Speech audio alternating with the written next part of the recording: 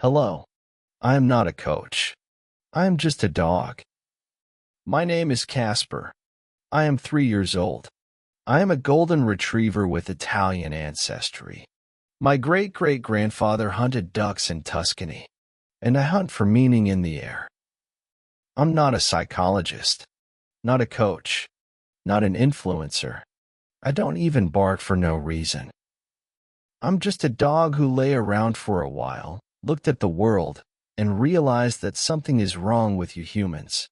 But don't think that I just lie around and look at the world with the gaze of a wise sausage. No. One day, I decided to investigate how you live. It was Saturday. I woke up earlier than my owner. Well, earlier, he was just staring at his phone, and I had already managed to get up, chew on a sock, and lie down in 3 different positions. And then he says, "Come on, Casper, let's go for a walk." Of course, we went. But you know what the problem is with your human walks? You don't see them. Seriously. A person goes outside, and then it's all phone, thoughts. Where did I park? Did I turn off the iron? Why do I have 137 unread messages again? And not a single one saying, "How are you?" And me? I live on a leash. But I feel freer. Because while Andrew was thinking, I was sniffing. While he was scrolling through his feed, I was sniffing a tree. While he was insulting someone on Facebook, I was sniffing another tree. While he was constructing an angry response in his head, I was sniffing a third tree. And you know what I realized? The most important thing in life is to sniff the right tree at the right time, and not to spill your soul on shit. Then something strange happened. We were walking past a playground.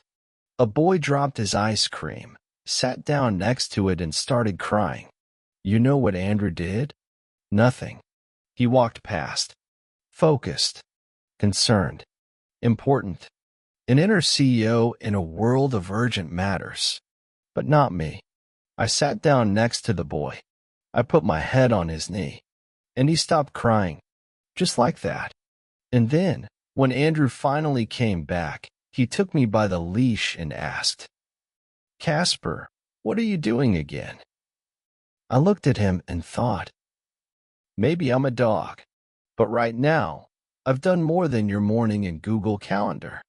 That day, I sniffed out 3 truths not to chew on, but to carry with me like a favorite toy. 1. Haste ruins your sense of smell. And your sense of smell is important. 2. Smelling is more important than analyzing. 3. Sometimes the greatest thing you can do is just sit down next to someone. We'll talk more about that later. But don't rush, because philosophy is like a good bone. You can't swallow it whole. So, principle 1. Haste dulls the senses. And the senses are important. I don't understand why you people are in such a hurry. You wake up looking like you're late for your own life, when in fact, you're just late for the moment when the morning smells like toast and peace. You have plans, goals, and to-do lists. I have chew on my sock and sleep on the comfortable couch with my paws up. And look, I didn't burn out at work. Not even my tail turned gray. Once I ended up at a shopping center. Not of my own free will, of course. Andrew decided to take me with him, so I wouldn't be lonely. But you know what's sad? Everyone there was lonely. Even the mannequin in a tracksuit looked like it was Friday and payday hadn't come yet. People weren't walking, they were rushing. Their eyes screamed, "I need more, more, more." But they didn't know what. It was as if their brains had pressed start, but hadn't set a destination. And me? I just sat down by the escalator and watched. At their feet. At their bags. At their faces all lost in thought, somewhere ahead of themselves. As if their bodies were still here, but their minds were already on tomorrow's deadline. And then it dawned on me. They were all rushing so much that they didn't even have time to smell where they were going. And that's the main thing, smell.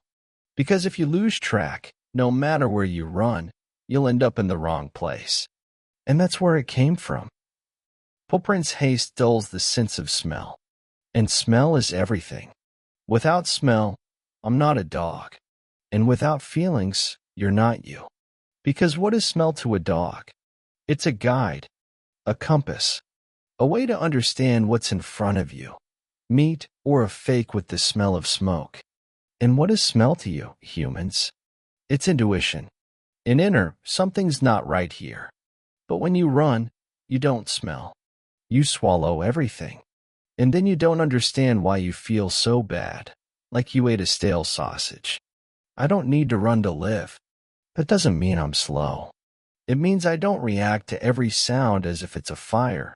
Because 80% of your fires are just the kettle boiling. Sometimes it's better to stop and sniff the situation.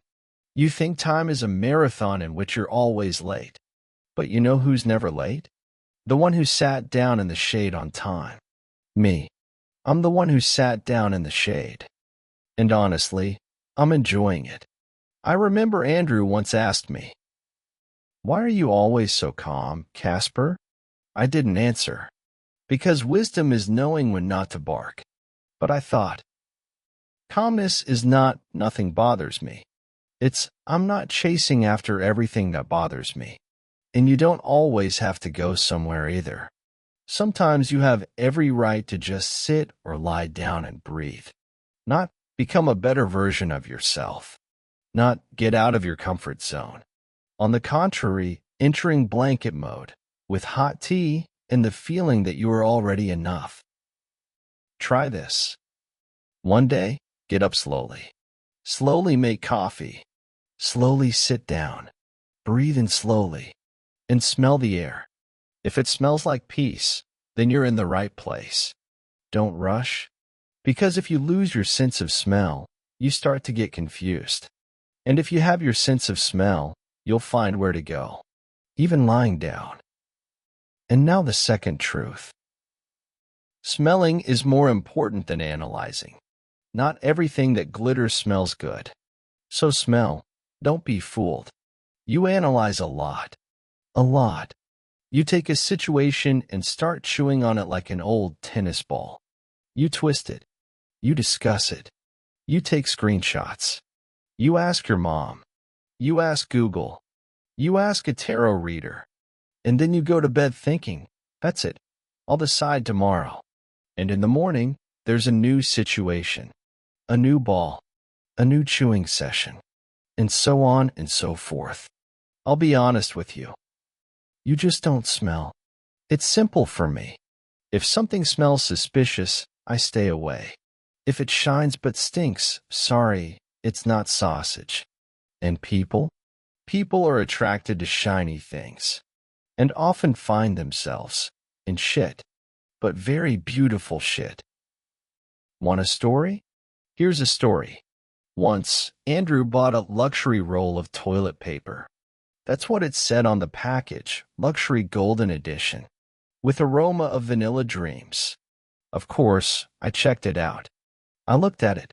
I smelled it. Fragrant. Stylish. Shiny. And you know what?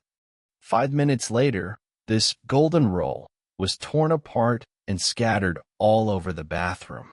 While Andrew was out getting coffee, I checked it out. It wasn't real. It was a soap bubble with the scent of marketing. But it didn't smell authentic. It wasn't mine. And that's when I realized the second truth.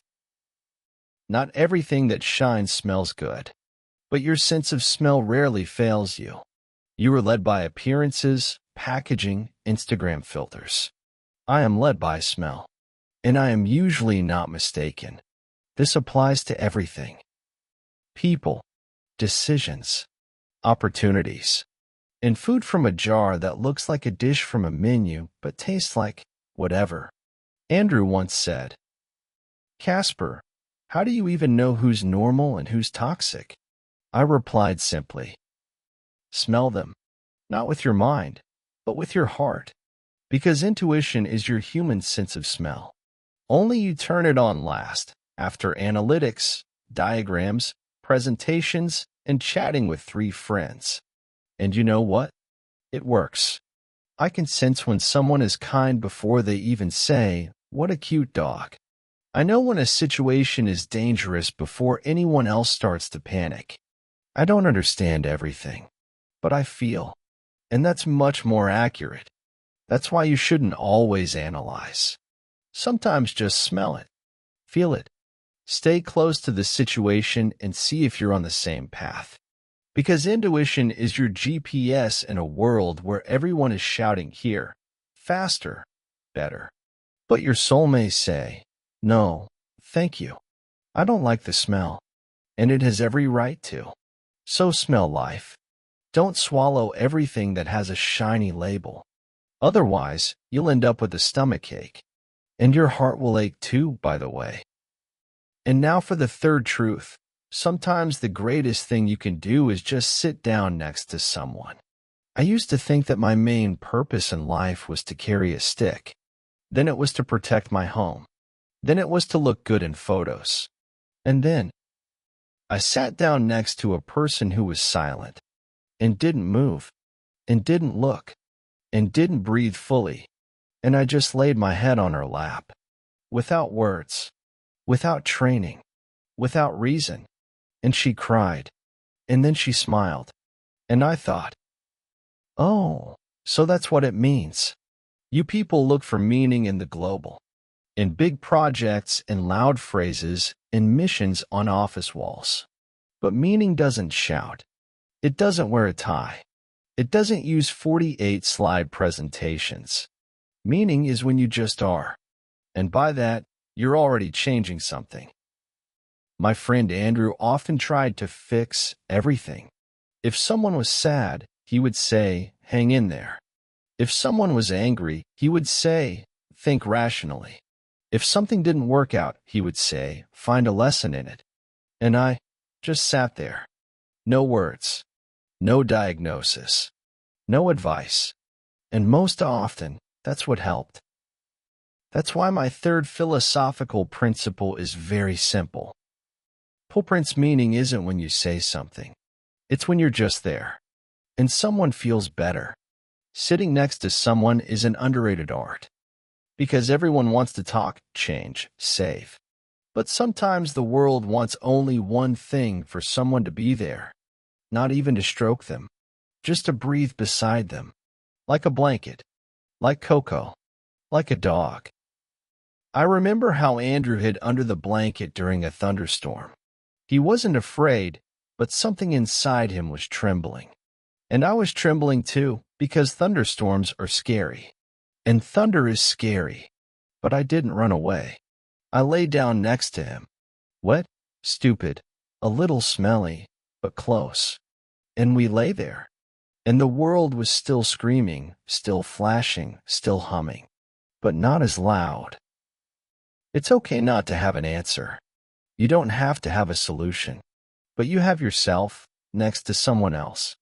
And sometimes that's more than enough. And another thing, not everyone needs therapy. Some people need a dog. And some people need you, silent and present. The point isn't to be strong. The point is to be there for someone else. If you don't know what to do, sit down. If you can't help, just be there. And even if everything around you is going crazy and the world is spiraling out of control, your presence may be what someone remembers for the rest of their life.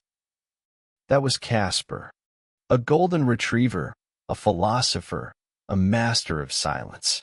If the world falls apart again, come. We'll sit together. No words, no drama, and maybe with cookies. Because I'm here.